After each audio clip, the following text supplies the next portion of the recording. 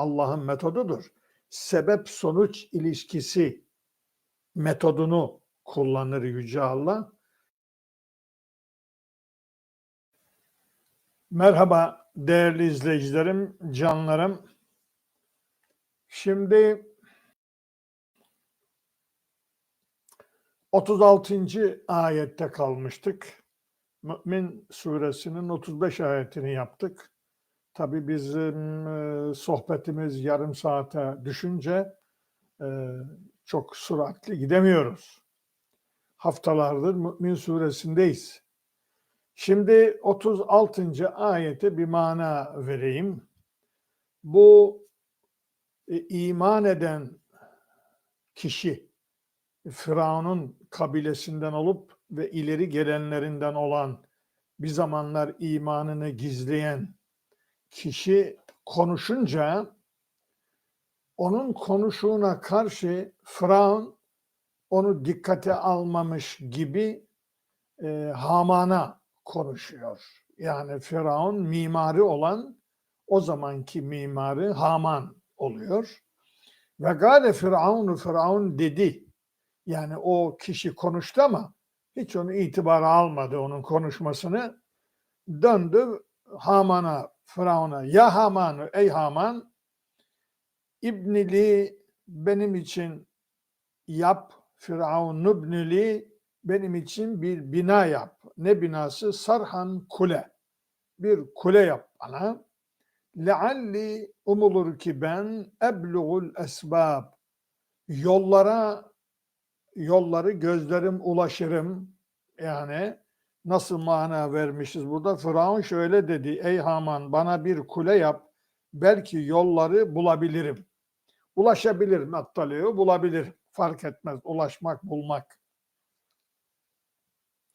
Şimdi bu ayette Firavun çok önemli bir şey söylüyor burada. Hazreti Musa'nın Allah'ını gökte zannediyor. Çünkü yeryüzünün tanrısı benim diyor. Burada benim eşim yok yani. Burada ne işi var Hazreti Musa'nın tanrısı? Allah'ı. O göklerde olabilir. Yani kendisine eş kabul etmiyor. Bak müşrik kendisine eş kabul etmiyor yani. Tek tanrı benim diyor yani. Buraların egemeni benim. Yani Hazreti Musa'nın dediği Allah buraya ne işi var? O göklerdedir. Göklerde ise benim için bir kule yap. Ona ulaşayım. O yolları bulabilirim.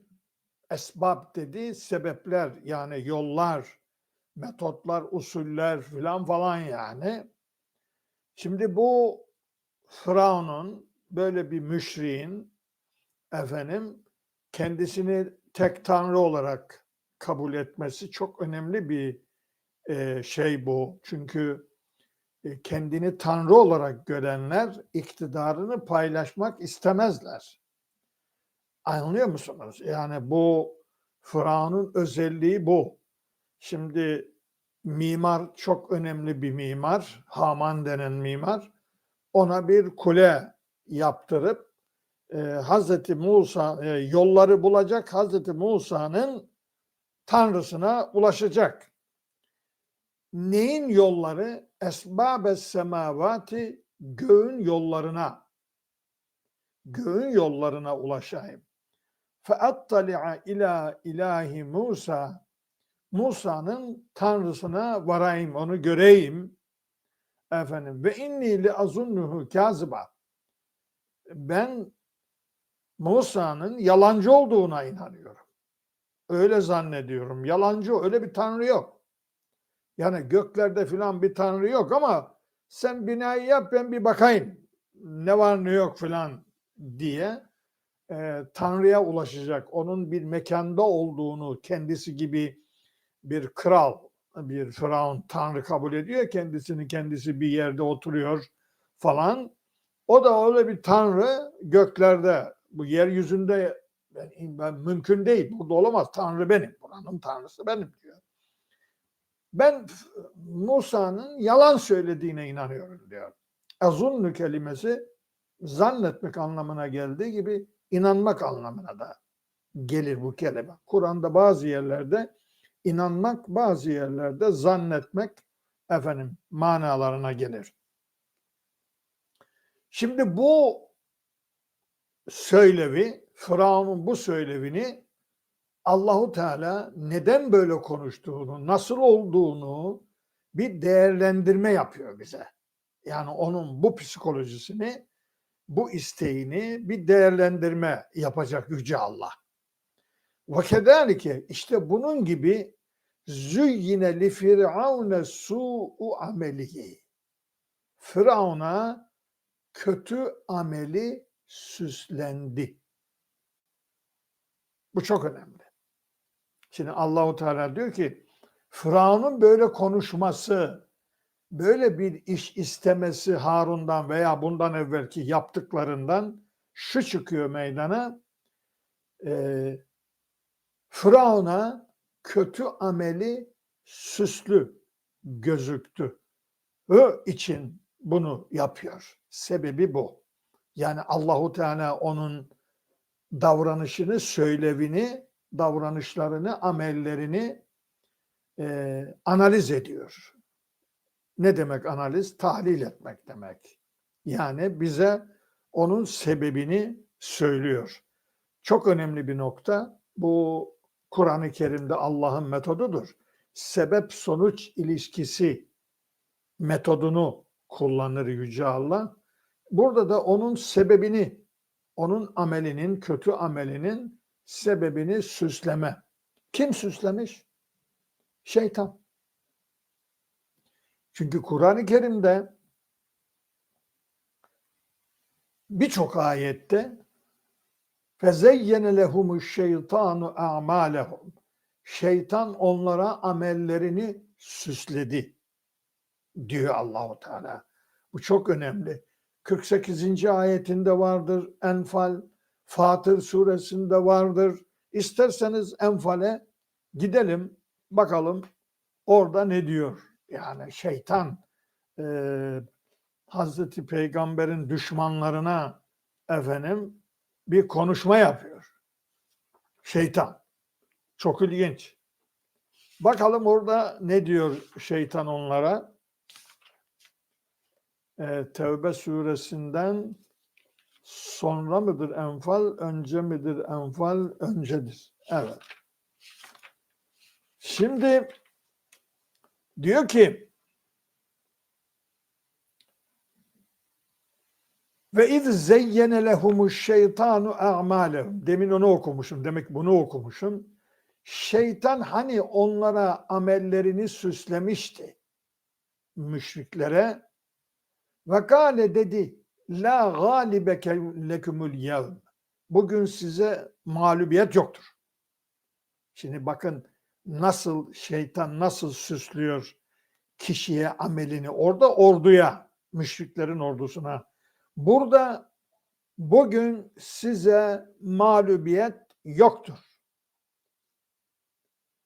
Minennas insanlardan. İnsanlar sizi bugün mağlup edemezler. Ve inni carun leküm. Ben de sizin komşunuzum. Yanınızdayım yani. Ben de sizden beraber savaşacağım. Felemma teraetil fihetani. Ne zaman ki şeytan iki orduyu gördü. İki ordu bir araya gelecek. Nekese ala akibeyhi. Arkasına dönüp kaçmaya başladı şeytan diyor. Ve gâle inni beri'ün minkum. Dedi ki onlara kaçarken ben sizden uzağım.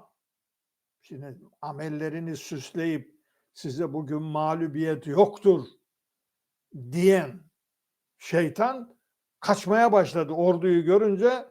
Dedi ki ben sizden uzağım. İnni ara ma la teravne. Dediğinizi görüyorum.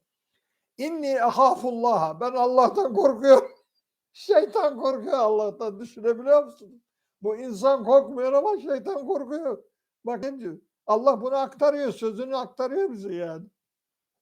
Vallahu şedidül ikab. Şeytan diyor ki Allah'ın azabı şiddetlidir. Korkarım ondan diyor. Şimdi şu aldatmayı görüyor musun? Şimdi şu münafıklığı görüyor musun? Nasıl öğretiyor bunu insana? İnsan münafık var ya, insanlar münafıklık yapıyor ya. Çifte standart, üçlü standart, beşli standart oynuyorlar ya. Ha, ha.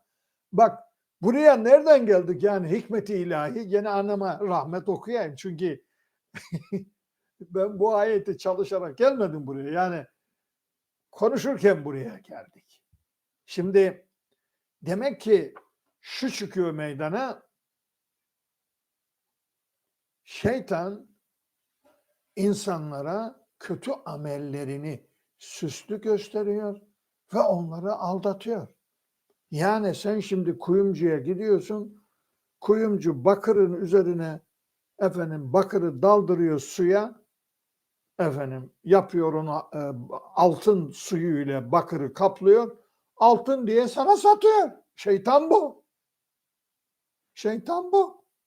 Senin kötü amelini süslü gösteriyor size. Bu çok ciddi bir konu. Yani tarihte Allahu Teala mesela olguları anlatırken Ankebut suresinin mesela 38. ayetinde oraya gidelim. O nerededir? Aha burada. Yakında. Geldik oraya. Şimdi diyor ki 38 değil mi? 38. Allah anneme rahmet eylesin. Ve Adem ve Temude. Ad ve Semud kavmi ve kad tebeyyene leküm min mesakinihim. Siz onların meskenlerinde apaçık görüyorsunuz burada. Topraklarda geziyorsunuz. Ad ve Semud kavminin yaşadığı o topraklarda, o ülkede size gözüküyor, geziyorsunuz, görüyorsunuz. Ve zeyyene lehumuş şeytan. Bak. Ad ve Semud kavmine şeytan a'malehum, amellerini süsledi. Niye helak olduklarını anlatıyor Allah. Tarih felsefesi yapıyor bir bakıma burada. Tarih hikmeti diyelim. Biz böyle söyleyelim. Çünkü felsefeden bizimkiler kızıyor, bizim insanımız. Maalesef. Maalesef ve maalesef. Fesaddehum anis sebili. Onların yolunu engelledi. Onları doğru yoldan alıkoydu. Şeytan süsleyerek. Ve kânû mustabsirîn. Halbuki o Ad ve Semud kavimleri doğruyu, hakikati görebilirlerdi. Mustabsirin dediği basiret, görme. Yani helakın geldiği, helake doğru sürüklendiklerini görebilirlerdi. Amellerini şeytanın onlara süslediğini ve onları doğru yoldan alıkoyduğunu görebilirlerdi. Muhteşem. Yani burada Allahu Teala tarihin felsefesini, hikmetini yapıyor. Ama biz bunu bilmediğimiz için, biz sadece abdestle uğraştığımız için asırlardır bu konuları işlemedik. Bu konular işlenseydi belki Osmanlı çöküşünü, belki Selçuklu çöküşünü, belki Abbasiler çöküşlerini görebilirlerdi. Bunları niye anlatıyor burada Allahu Teala? Bunları anlatmaya lüzum var mı o zaman? Bunlar işe yaramayacaksa buraya niye konsun? Öyle ya. Yani ama alimler böyle anlatmadılar. Bu tarihi hikmeti böyle aktarmadılar devleti idare edenlere. Ha biz aktarabiliyoruz, biz de aktaramıyoruz. Şimdi beni dinleyen var mı burada? Var mı? Ulaşan var mı? Bilmiyorum. Şimdi biz burada Allahu Teala Firavun'un davranışının nereden geldiğini Allahu Teala anlatıyor. Ne diyor? Ve kezalike züyyine, süslenildi. süslenildi. Kim tarafından? Şeytan tarafından süslenildi. Li Firavune, Firavun'a. Nesi? Su'u amelihi. Kötü ameli, kötü davranışı, kötü yapıp ettikleri ona süslü gösterildiği için öyle yaptı. Şimdi mesela burada çok kalıyoruz, çok kalmamız gerekiyor çünkü önemli bir analiz yapıyor Allahu Teala. Bu bize lazım. Yani bizim toplumumuza da, bizi yönetenlere de lazım. Onun için burada çok kalıyorum. Mesela şimdi şeye gideceğiz. Gene geldi hatırıma. Gene anneme rahmet okuyayım. Kehf suresinin 104. ayeti. Hakikaten 104 mü? Bakalım. Kehf suresi efendim. Kehf suresi 104. Aha. Evet. 104. Yani siz not alıyorsanız şayet değerli kardeşlerim, yani bu ayete bakabilirsiniz. Ben onun için rakamı veriyorum size ki şey olmasın. Şimdi diyor ki yukarıdan anlatıyor. Yukarıdan almayacağım. Amelleri iflas eden insanları anlatayım mı size diyor. Şimdi o 104'te bunu anlatacak. Kim onlar? Ellezine, o kimseler ki lalle sa'yuhum fil hayati dünya. Dünya hayatlarında onların işleri, gayretleri, çalışmaları boşa gitti, sapıttı, sapıttı efendim. Ve hum, onlar yahsebune, zannediyorlardı ennehum yuhsinune sun'a, iyi yaptıklarını, güzel yaptıklarını zannettikleri için amelleri sapıttırdı onları. Sapıttılar, amelleri sapıttı. İyi yaptığını zannediyor. Yani bu çok önemli analizler bunlar. Burada da süsledi. Süsleyince Firavun zannediyor ki iyi yapıyorum. Yani o ayeti bu ayete getiriyoruz. Bak kaç tane ayet efendim Kaneviçe yaptık. Buraya getirdik. Daha da yapabiliriz. Fatıra'da gidebiliriz yani. Şimdi gitmeye lüzum yok. Vaktimiz doluyor. Daha bir ayeti bitiremedik. Efendim. Aha. Kötü amelleri süslenildi ona ve sudde anis sebil. Yoldan alıkonuldu. Yoldan. Şimdi burada yol dediğimiz zaman ne anlayacağız? Bu bir manevi yol. Bunu maddi bir yol olarak anlamayın.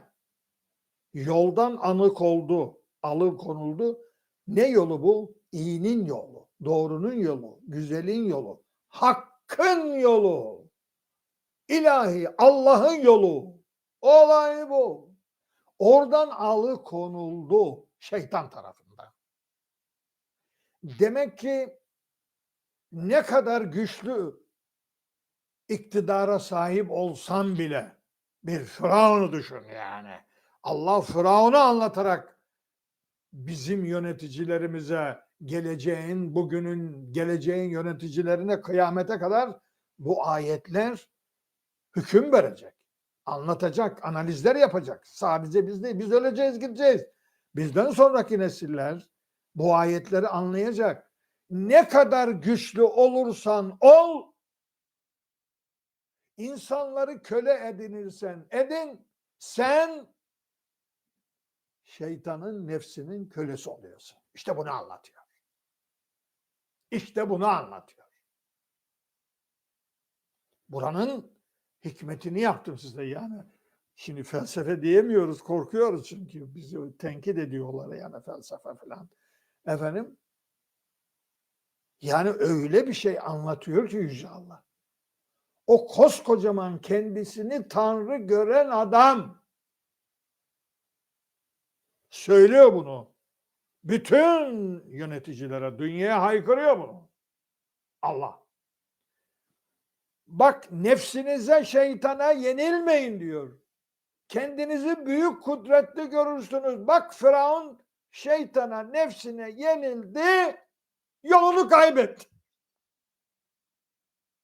Muhteşem. Muhteşem bir anlatım. Yani bunu da anlatıyorum size.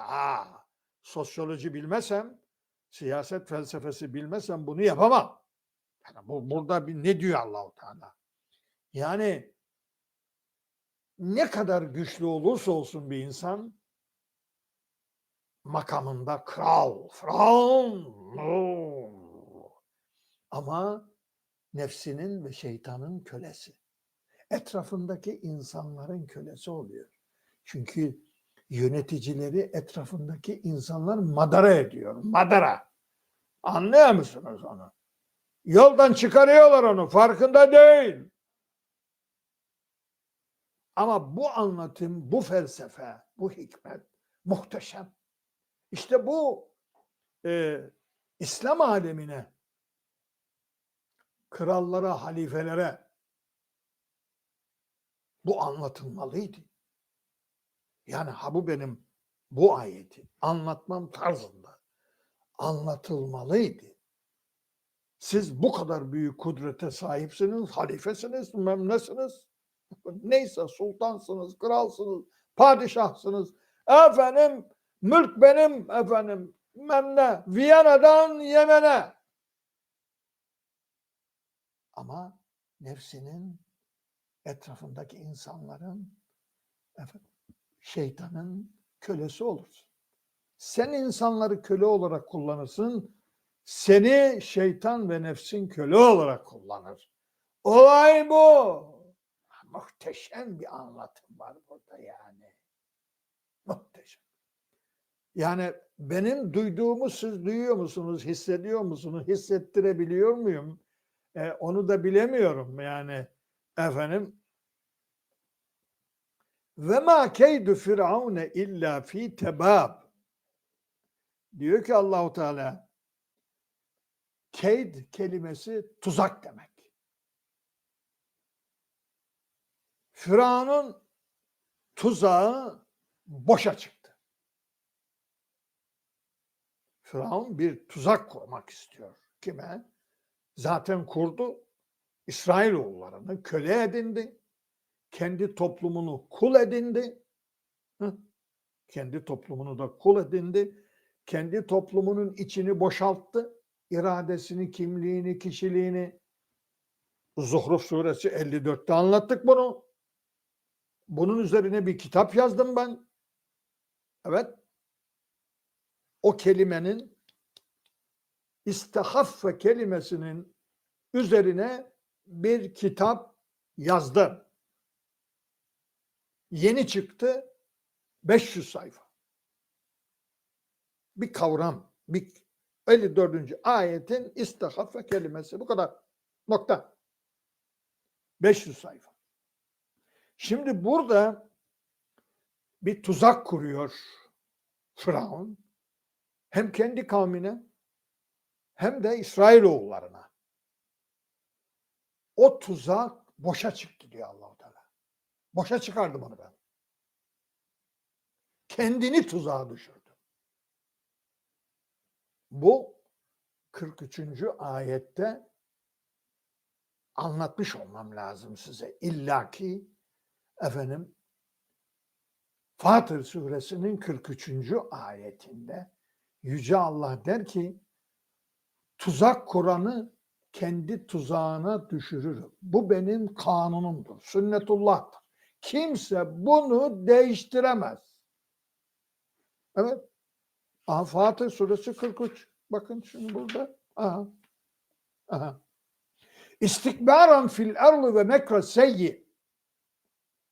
Onlar yeryüzünde kibirlendiler. Ve mekre seyyi. Kötü tuzaklar kurdular. Ve la yehikul mekru seyyi'u. Kötü tuzak sadece illa bir ehlihi. O tuzağı Kur'an'ı içine alır. Ben bunu tercüme ederken buradaki 43. ayette kişi kazdığı kuyuya kendisi düşer diye tercüme etmişim onu. Tam halk dilinde, halk ağzıyla anlaşılabilir olması için öyle yaptım onu. فَهَلْ يَنْظُرُونَ اِلَّا سُنَّةَ الْاَوَّلِينَ. Onlar evvelkilerin sünnetini mi bekliyorlar? Yani evvelkileri nasıl yaptım, bunlara da öyle mi yapayım diyor Allah. فَلَنْ تَجِدَ لِسُنَّةِ اللّٰهِ تَبْد۪يلًا وَلَنْ تَجِدَ لِسُنَّةِ اللّٰهِ تَحْو۪يلًا. Allah'ın sünnetinde, kanununda ne bir değişme ne de bir başkalaşım yapamazsınız, bulamazsınız. Bak, bu büyük bir kanun. Yani bu sosyolojik bir kanun ve siyasi bir kanundur bu. Kötü tuzak kuranı kurduğu tuzağa düşürür. Bu benim kanunum diyorlar. Kimse değiştiremez bunu. Şimdi burada Allahu Teala diyor ki Firavun'un tuzağı boşa çıktı. Boşa çıkardım onu yani. Boşa çıktı derken boşa çıkardım onu dedi. Tabii şimdi burada konu değişiyor. Firavun'un kule yapmasını istemesi mimarından, Haman'dan, onun üzerine Allahu Teala bu adamın böyle kötü amellerinin background'undaki sebepleri anlatı, süslemelerini, doğru yola girmelerini, aklın yoluna, Allah'ın yoluna, güzelin yoluna, hakkın yoluna, buradaki yol bayağı bildiğimiz yol değil yani. Bu bizim bildiğimiz cadde yolu falan değil yani. Böyle konuşurken bu ilim adamı olan adamı, konuşan adamı, imanını gizleyen adamı dinlemiyor yani. Ona pek şey yapıyor, kovamıyordu onu ama dikkate almıyor. Bunun üzerine o ilim adamı, o imanını gizleyen adam ve gâlellezî âmene, iman eden adam dedi, ya kavmi. O da Firavun'u dikkate almadan kavmine konuşuyor. Şimdi o öyle yaptı. Onu dikkate almadan konuştu Haman'a. O iman eden adam da Firavun'a konuşmadan kavmine konuşuyor. Ya kavmi ittebi'uni, bana tabi olun. Firavun'un yanına söylüyor bunu. Firavun'un yanına bana tabi olun. Ehdiküm sebiler reşâd. Sizi doğru yola götüreyim. Bak şimdi. Firavun'un yanında, tabii Firavun'un kabilesinden olduğu için de ileri gelen olduğu için öyle pek ona yanaşamıyorlar, kızamıyor Firavun ama burada şimdi bıçağı vuruyor. Diyor ki ey kavmim, bana tabi olun, doğru yola götüreyim sizi. Şimdi bu adam, yani Firavun'un huzurunda konuşan bu adam öyle ki doğru yola getirmeyi, doğru yolu biliyor. Doğru yolu biliyor. Götürmeyi de biliyor. Yani hidayet diyoruz, doğru yola götürme olayı. Götüreyim diyor. Yani bu kavramları biliyor. Şimdi burada ayette raşat kelimesi geçiyor. Çok ilginç bir kelime. Galiba biz bunu anlatırken şeyimiz dolacak. Bundan sonra inşallah 38 oldu galiba. 38'i bitirip gelecek hafta inşallah 39'dan başlarız. O kişi konuşacak. Daha konuşacak. Onun konuşmalarını bitiremeyiz. Yani o iman eden adam. Ancak burada kullandığı kavram, yani o çok önemli bir kavram. Sebiler reşad. Manasını verdiğimiz zaman doğru yol demekte bir beis yoktur. Tahmin ediyorum, ben de öyle tercüme ettim. Doğru yola, evet. Doğru yol demiş. Fakat tabii raşat kelimesinin farklı manaları var. Şimdi rüşt, akıl anlamına gelir. Aklın yolu. Bak şimdi. Doğru yol dediğin zaman o kelimenin kendi içinde akıl manası var. Kelimenin kendi içinde soğan kabuğunu kaldırır gibi kapakları kaldırırsan bu kelimede kelimenin bir manası akıl, rüşt.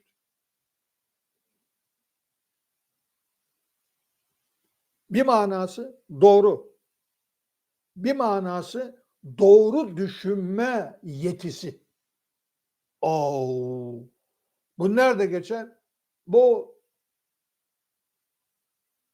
Enbiya suresinde geçer. Ve lekad ateyna İbrahim'e rüştehu min kabl der Allah. İbrahim'e doğru düşünme yetisi verdik. Doğru düşünme yetisi, kabiliyeti, yeteneği yani. Anlayın yetisini. Şimdi biz böyle kelimeler kullanıyoruz yani şey etmeyin. Yani demek ki rüşt, akıl. Aklını kullanma yetisini verdik ona. Aklını kullanacak ki düşünsün. Bak orada diyor. Şimdi bu rüşt kelimesi nasıl bir akıl? Şimdi ben akıl kitabını yazdım, bitirdim. Yarın o bir gün biter tahmin ediyorum. Sonucunu yazıyorum, bitirdim. Aklı yazıyorum. Akıl. Göreceksiniz çıktığı zaman. Şimdi rüşt aynı zamanda sorgulayan akıl.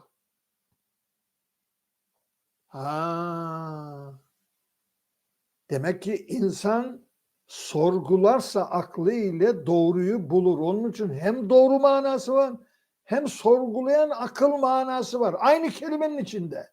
Hem doğru düşünme sanatı var onun içinde. Allah Allah. Yani rüşt kelimesi. Şimdi bunun Lut Aleyhisselam bile kullanmış. Nerede? Hud suresinin 78. ayetinde. Şimdi gideyim oraya bakayım mı yani? 78 kesin.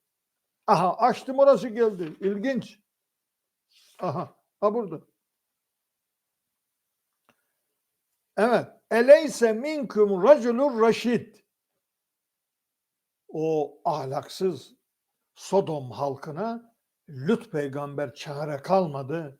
Dedi ki eleyse minkum raculur raşid. Aranızda aklı başında bir adam yok mu? Soruya bak. Lut aleyhisselam ne kadar sıkıştı ki toplum bir şey yapamıyor. Toplum helake gidiyor.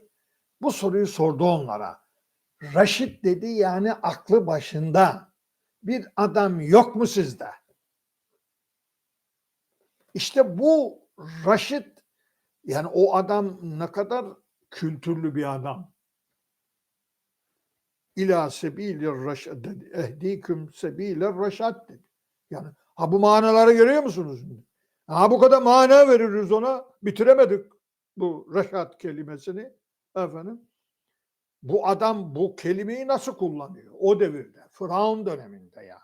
Bu nasıl bir eğitim almış Hazreti Musa'dan? Pardon Hazreti Musa'dan alamaz. Hazreti Yusuf'tan almış. Evet oradan kalma bir adam bu. Oradan Yusuf peygamberinden, peygamberin dininden, vahyinden aldı bu kelimeleri. Bu kadar böyle üstün kavram kullanmak ne demek ya? Biz bir saat anlatamayız biz burada. 10 dakikada anlatamadık bu kelimeyi. Bu kelimeyi nasıl kullanır bu adam o çağda? Yani zor bir iş yani. Şimdi demek ki adam kavmine dönüyor. Diyor ki ey kavmim bana tabi olun. Bana tabi olmazsanız ben sizi doğru yola götüremem demek istiyor. Bana tabi olursanız ben sizi doğru yola götüreceğim diyor. Bakalım neler anlatacak önümüzdeki hafta. Şimdi 38 Selim sen 38'i damgala efendim. İnşallah bu kişinin daha neler konuşacak? Dinin temel ilkelerini konuşacak. Yani burada aşağıda efendim. Demek ki ben buradan bir dua yapayım. Nasıl yapayım? Ya Rabbi bu İslam aleminin, Türkiye'mizin, halkımızın, bu Müslümanların rüştünü, sorgulayan aklını harekete geçir. Ya Rabbi, daha ne diyeyim? Efendim, sizden ayrılmak zor.